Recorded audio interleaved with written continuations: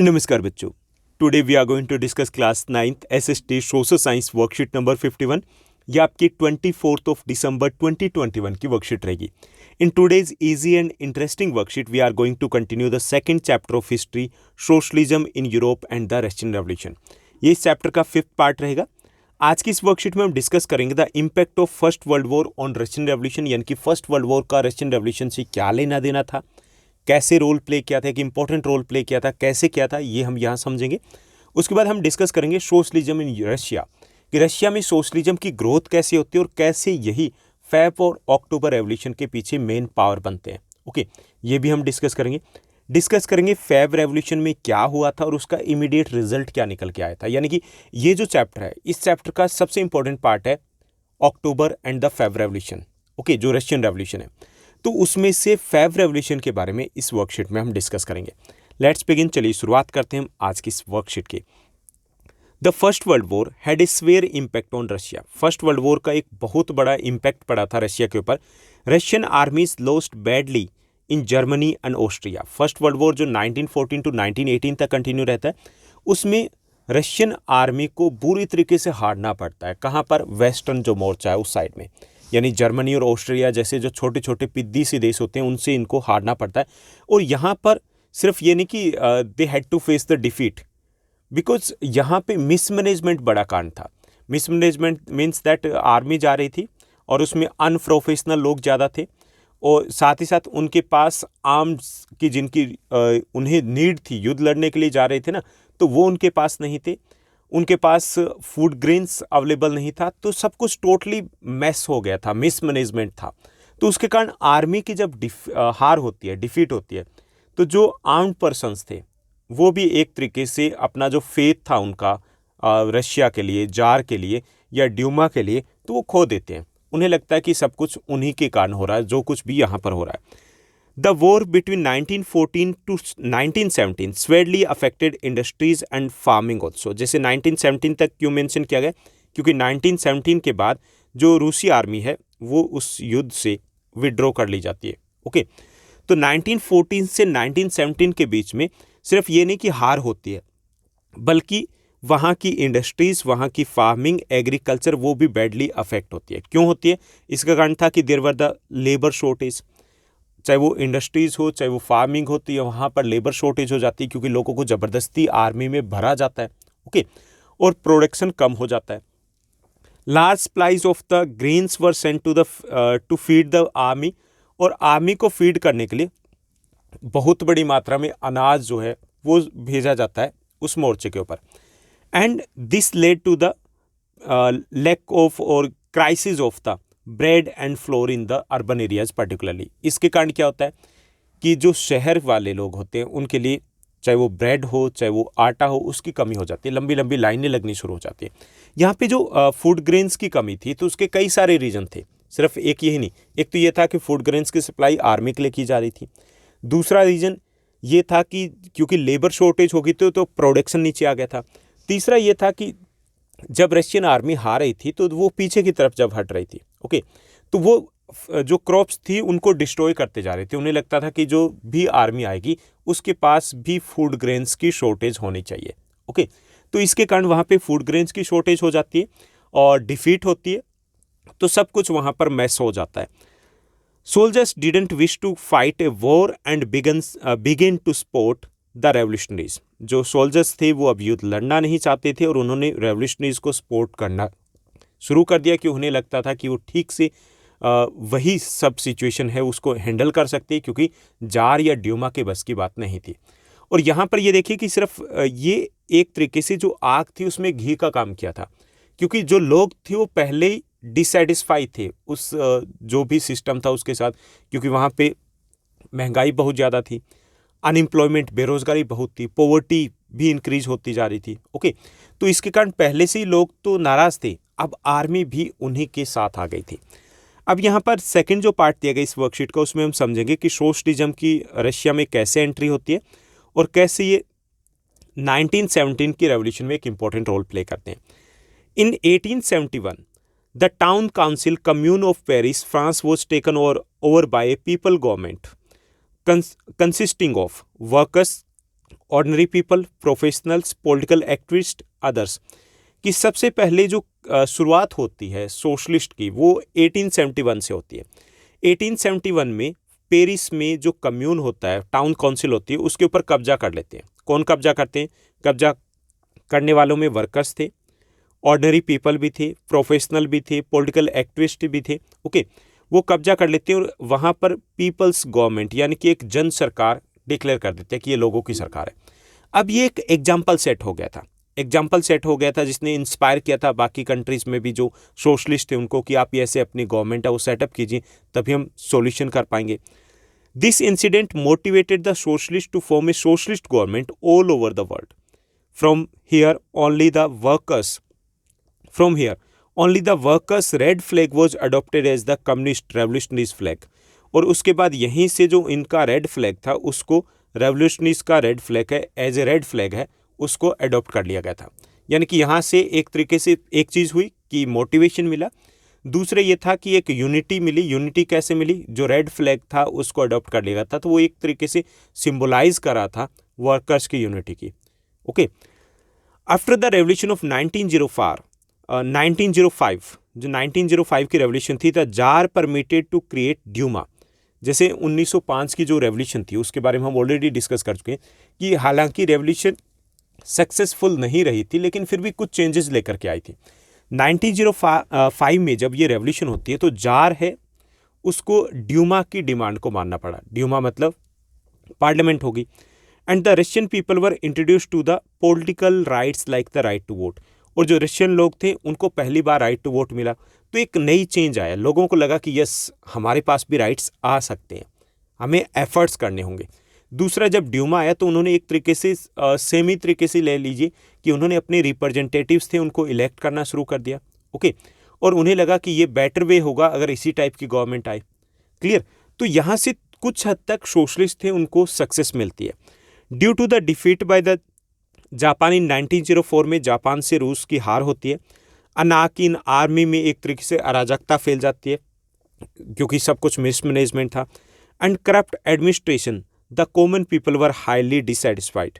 और साथ ही साथ due to the corrupt administration, चारों तरफ भ्रष्टाचार था, करप्शन था, इससे जो कॉमन पीपल थे वो भी जार से डिससेटिस्फाई थे। अब वो ढूंढ रहे थे कोई नया ऑप्शन मिले जिसकी तरफ जाया जाए, और वो ऑप्शन देते हैं सोशलिस्ट कि हम एक ऐसी गवर्नमेंट लेके आएंगे जिसमें सब कुछ ओके होगा, सॉल्यूशन होगा, जो रिच और पुअर के बीच में गैप है वो ख़त्म कर देंगे हम। After the unsuccessful revolution of 1905, newly formed Duma and government had continuous tussles and controversies. This made both Duma and the government weak. उसके बाद हालांकि ड्यूमा बनती है जो 1905 के बाद। हालांकि ड्यूमा के पास कोई स्पेसिफिक पावर नहीं थी, लेकिन गवर्नमेंट और ड्यूमा के बीच में खींचतान चलती रहती है। अब इस खींचतान से क्या हुआ कि दोनों ही गवर्नमेंट और ड्यूमा दोनों ही वीक हो गई, अनपॉपुलर हो गए थे लोगों में, और एक दूसरे की जो वीकनेस थी वो लोगों के सामने आ गई थी। In 1912 the fourth Duma of Russia entered in the first world war, where due to the failure of the Russia it gradually lost the control over army. उसके बाद 1912 की अगर बात करें तो रशिया की एंट्री होती है फर्स्ट वर्ल्ड वॉर में। ओके, यानी कि फोर्थ जो ड्यूमा है जो 1912 में होती है, तो उसके बाद वो फर्स्ट वर्ल्ड वॉर में एंट्री करवा देती है 1914 में, क्योंकि उन्होंने ही इस चीज़ को एक तरीके से रेजुलेशन को पास किया था कि हाँ रशिया है वो इस वॉर में जाएगी। तो उसमें रशिया की डिफीट जो होती है उसके कारण जो ड्यूमा का कंट्रोल होता है आर्मी के ऊपर वो भी ख़त्म हो जाता है, क्योंकि वहाँ पे आर्मी को भेज दिया गया। ज़्यादातर जो लोग थे वो अनप्रोफेशनल थे, ज़बरदस्ती सेना में भरा गया था, वहाँ पर उनके पास लड़ने के लिए हथियार तक नहीं थे। ओके, तो उसके कारण आर्मी है उनको लगा कि हमें यूज़ किया जा रहा है, और आर्मी अपना पाला बदल के जो रेवोल्यूशनरीज है उनके साइड में आ जाती है। इससे भी सोशलिस्ट है वो और ज़्यादा पावरफुल हो जाते हैं। In March 1917 the poor hungry uncontrolled people throng the streets of the Petrograd. March 1917 में जो रशिया के लोग थे जो भूखमरी के कारण मारे जा रहे थे वो सड़कों पे उतर आते हैं, और चारों तरफ एक तरीके से हाहाकार मच जाता है। मतलब हाहाकार यूँ कह सकते हैं कि वहाँ पर कुछ समझ में नहीं आ रहा था कि हो क्या रहा है, क्योंकि सबसे इम्पोर्टेंट था खाना, और वही उन लोगों को नहीं मिल पा रहा था। और ये जो लोग थे कॉमन पीपल थे, इनको सपोर्ट करते हैं वर्कर्स, क्योंकि उनकी कंडीशन तो सबसे ज़्यादा ख़राब थी, पैथेटिक थी। ओके, वो सबसे ज़्यादा इससे अफेक्ट हुए थे और इनको सपोर्ट करती है वहाँ की आर्मी। इन सच ए सिनेरियो, ये जो सिनेरियो था, the cavalry refuse to fire on the demonstrators, और जो सेना होती है उनको ऑर्डर दिया जाता है कि जो डेमोन्स्ट्रेटर्स हैं, जो प्रदर्शन करें, सड़कों पे उतराएं, उनके ऊपर आप गोली चलाइए। उससे वो मना कर देती है, ऑर्डर को मानने से मना कर देती है, क्योंकि उन्हें भी लग रहा था कि वो लोग जो वहाँ पर सड़कों पे उतर के आए हैं उनके कुछ इश्यूज़ है जिनको सॉल्व करना चाहिए गवर्नमेंट को। इन सच ए सिनेरियो, अब माहौल बन चुका था, सारे लोग थे वो जार के अगेंस्ट थे। इस सिनेरियो में बोल्शेविक जो मेजोरिटी में थे, बोल्शेविक और socialist workers party control the power, जो बोल्शेविक थे उन्होंने पावर के ऊपर कब्जा कर लिया। ओके, मौके पे चौका लगा दिया। वाइल द मेनशेविक जो थे, जो माइनॉरिटी थे सोशलिस्ट वर्कर्स पार्टी के, were in favour of the gradual political reforms and participating parliamentary elections. हालांकि जो मेनशेविक थे वो ग्रेजुअल पॉलिटिकल रिफॉर्म्स के फेवर में थे, वो चाहते थे कि पार्लियामेंट्री इलेक्शन होने चाहिए, ओके, उसके थ्रू जाना चाहते थे। जबकि बोल्शेविक चाहते थे कि they were radicals, they wanted quick change and for that purpose they were in the favour of the revolution. वो क्विक चेंज चाहते थे और इसके लिए रेवोल्यूशन के लिए भी तैयार थे। Amid the strikes, protest, revolt of army, Jar abdicated the power on 2 March 1917, और 1917 को 2 मार्च को जो जार है वो अपनी गद्दी छोड़ देते हैं, कि उन्हें लगा कि सिचुएशन इतनी ख़राब होगी कि उसको हम ठीक नहीं कर सकते या उसको कंट्रोल नहीं किया जा सकता। अब इसके साथ ही एक नए चेंज जो रशिया में आता है, Russia's future would be decided by a constituent assembly elected on the basis of the universal adult suffrage। उसके बाद जो कंस्टिट्यूट असेंबली है उसका गठन किया जाता है कि जो कंट्री के लिए एक नया कॉन्स्टिट्यूशन बनाने वाली थी। यानी जो मोनार्की सिस्टम था उसका एंड हो चुका था, किसके थ्रू? फेब रेवोल्यूशन के थ्रू। और ये इस जो फेब रेवोल्यूशन थी उसका एक इमीडिएट रिजल्ट था। ओके, तो ये सब कुछ हो रहा था, रशिया में बहुत कुछ हो रहा था। तो ये थी हमारी आज की वर्कशीट। उसके बाद आगे क्या होता है ये हम नेक्स्ट वर्कशीट में डिस्कस करेंगे। Now let's move to the second segment. यहाँ पे कुछ क्वेश्चंस दिए गए हैं जिनको हमें सॉल्व करना है। तो यहाँ पे टोटल 3 क्वेश्चन दिए गए। फर्स्ट क्वेश्चन को देखिए। फर्स्ट क्वेश्चन है हमारा, how did the first world war affect the Feb revolution in Russia. First world war है, फेब रेवोल्यूशन को कैसे अफेक्ट करता है रशिया में, ये हमें बताना है। The Russian army suffer defeat on the western front in the first world war. First world war में रशियन आर्मी को बुरी तरीके से हार का सामना करना होता है। किस साइड में पड़ता है? जो जर्मनी, ऑस्ट्रिया यानी कि वेस्टर्न फ्रंट के ऊपर। During this there was a shortage of labourers in the country. इसी टाइम में वर्कर्स की कमी हो जाती है देश में। And due to which industrial production was affected. इससे इंडस्ट्रियल प्रोडक्शन है वो भी नीचे आ जाता है। And there was a decrease in the production of the food grains in the country.